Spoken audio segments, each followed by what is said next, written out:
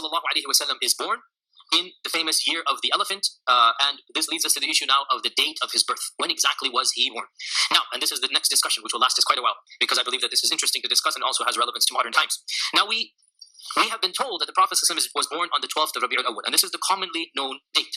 Yet the fact of the matter is that our early historical textbooks mention a number of dates, and there is no unanimous agreed upon decision regarding the date of the Prophet ﷺ's birth. The Prophet ﷺ told us certain things that we know for sure. Of them, in the famous hadith of Sahih Muslim, that a man asked the Prophet ﷺ, why do you fast on Mondays? Why do you fast every Monday? He said, this was the day I was born on, and this was the day that revelation began to me. Iqra came down on Monday. So we know for a fact he was born on a Monday. Okay, that narrows down a day of the week. How about a year? Well, there are some narrations that mention the year as well.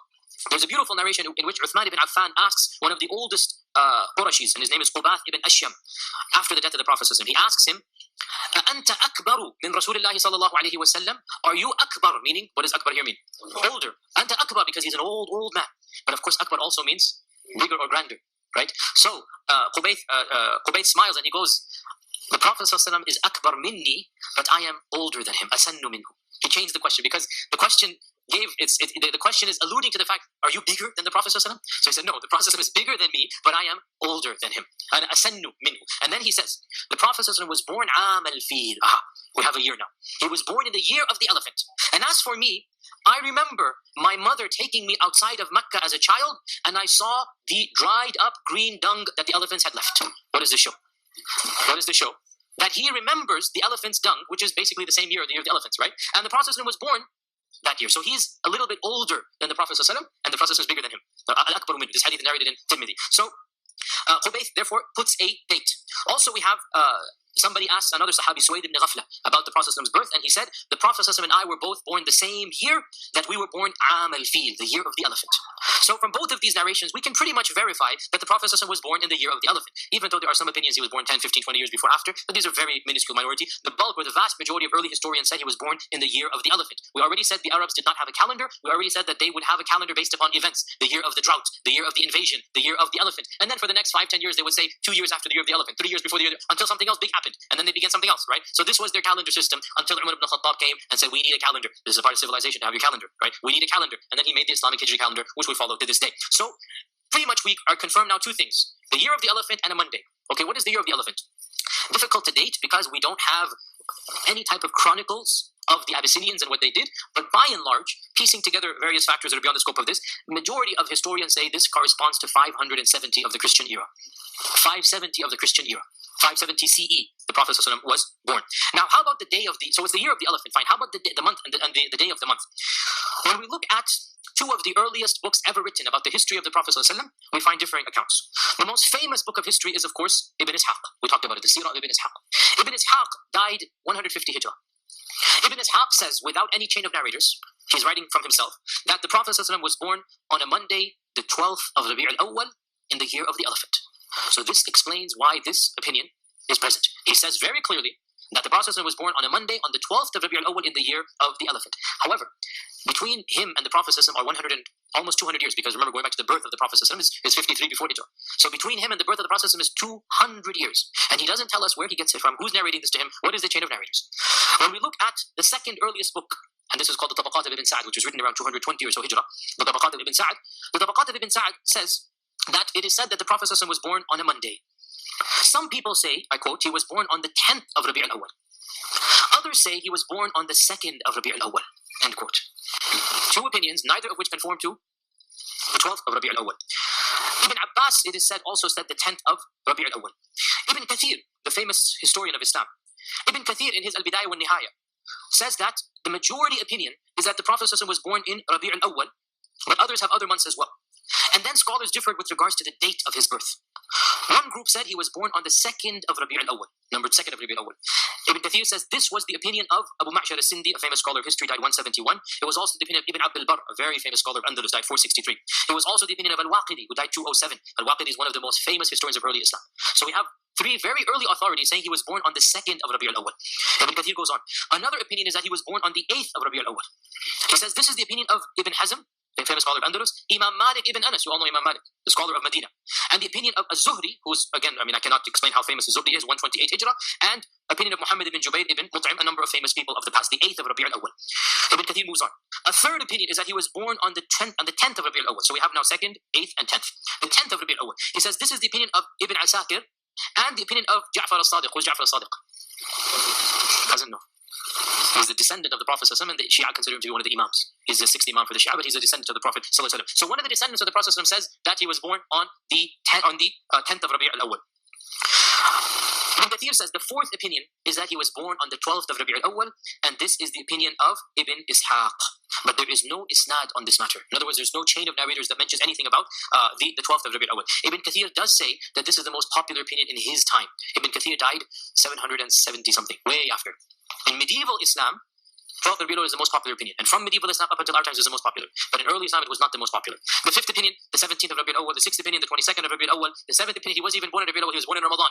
And this is the opinion of Zubayr ibn Bakkar, who was the first scholar to ever write a history on Makkah, and he died 256 Hijrah. And then there are other opinions as well. So, to summarize, there are over 10 opinions in the earliest books of Islam about the exact day that the Prophet ﷺ was born. None of them are, let's say, indisputable. None of them are clear-cut. None of them have solid evidence. All of them are the opinions of early authors and narrators.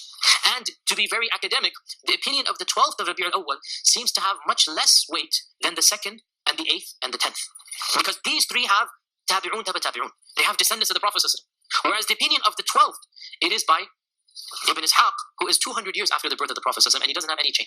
So if this is the case, why then is the opinion of the 12th of Rabi' al-Awwal the most popular? So much so that for many of you it's shocking that I'm daring to go against this fact of history, right? This might be blasphemy telling you that. How dare you? Why is it so popular? Very easy to respond. Point number 1, Ibn Ishaq. I already mentioned that 90% of authors who write about Sirah, they only rely on Ibn Ishaq. They just take Ibn Ishaq and summarize it, redo it, translate it, do this and that. That's what they do. And it's a good book, but it's not the only book. So because Ibn Ishaq is Ibn Ishaq, and because he says 12th of Rabi' al-Awwal, end of story. No questions asked, is going to be the 12th of Rabi' al-Awwal. The second opinion, or the second reason why the 12th of Rabi' al-Awwal became so popular, is that, and this leads us to a controversial issue, but I don't shy away from controversy, as you all know, is that the first time that the Prophet's birthday was celebrated as a public event, i.e. the Mawlid al-Nabi or the Milad al-Nabi as we call it, the first time that it was celebrated, the authorities who celebrated it chose the 12th of Rabi' al-Awwal. And because they chose the 12th of Rabi' al-Awwal, now that's it. It just spread like wildfire. The day and the event and the custom. Now I've written a detailed article about the history of the Mawlid and who started it and how did it become popular, and you can refer to it on Muslim Matters. It is called A History of the Mawlid by myself. You can just Google it and you'll find it 3 parts. And just to summarize, the Mawlid or the Milad al-Nabi, the first recorded instance that we have of anybody celebrating Milad al-Nabi is around 517 Hijrah. 517 Hijrah, i.e. the 6th century of Islam.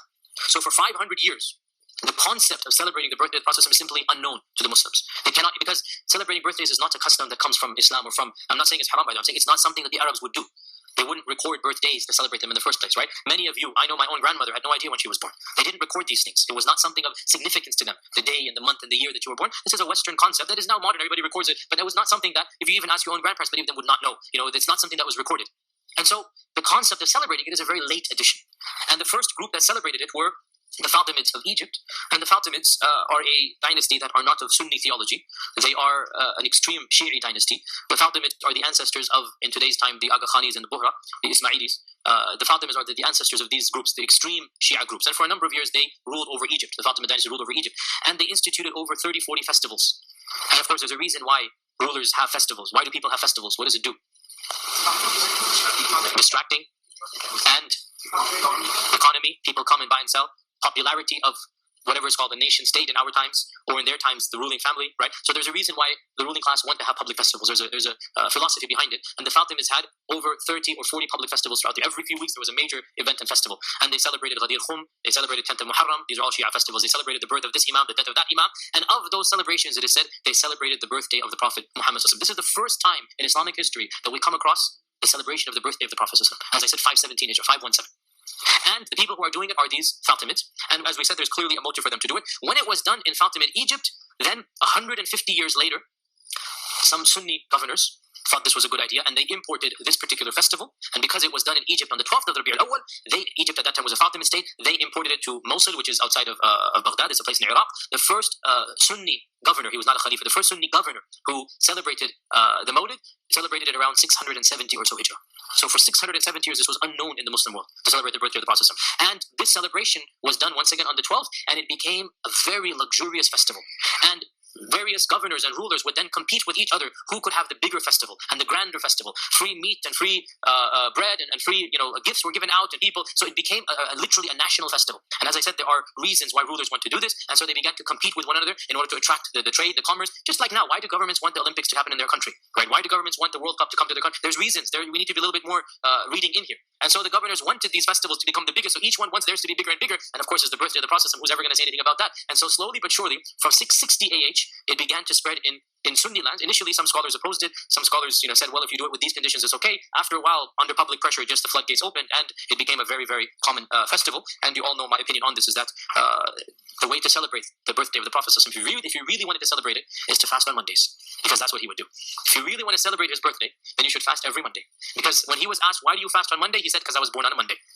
So to take one day of the year and do events and whatnot, I'm not going to be harsh here, but let me just say, it's a really easy cop-out to show that you're loving the Prophet if you do something one day. Real love is to be dedicated throughout the year, right? Real love is to show that love every single day, and not just one day of the year by giving some money and going to a festival. Nonetheless, so because the first time that the Mawlid was celebrated was 12th of Rabi' al-Awwal, what happened? It became the date associated in the minds of the people. Even though, that we conclude here with this section, move on to the next one, even though academically speaking, it is actually a very weak date. And the 8th and the 10th and even the 2nd are more authentic historically, and they have evidences from the Sahaba and Tabi'un more than the 12th of Rabi' al-Awwal. Now, we also know that, and there are chains of narrators back to Sa'id ibn al-Musayyib, who died 95 Hijrah, so there's a gap. He didn't see the Prophet. But he said that it has been narrated to me that the Prophet was born at high noon. So there's a gap, but it is a gap in early Islam, so we can overlook it. Sa'id ibn al-Musayyib died 95. His father is of the age of the companions, right? So we can overlook this little gap, and this is the only narration that we have about the timing of his birth, and that is high noon, when the sun was at its pinnacle and peak. And of course, there's a clear symbolism here that is not lost on anybody, that when the sun is brightest, this is when the Prophet is coming out with his own truth. That is when Allah is revealing, or Allah is sending down the Prophet, because it is coinciding with the time of the bright sun. Just like the bright sun illuminates everything, so too this Prophet will illuminate everything, and nothing will remain dark around him.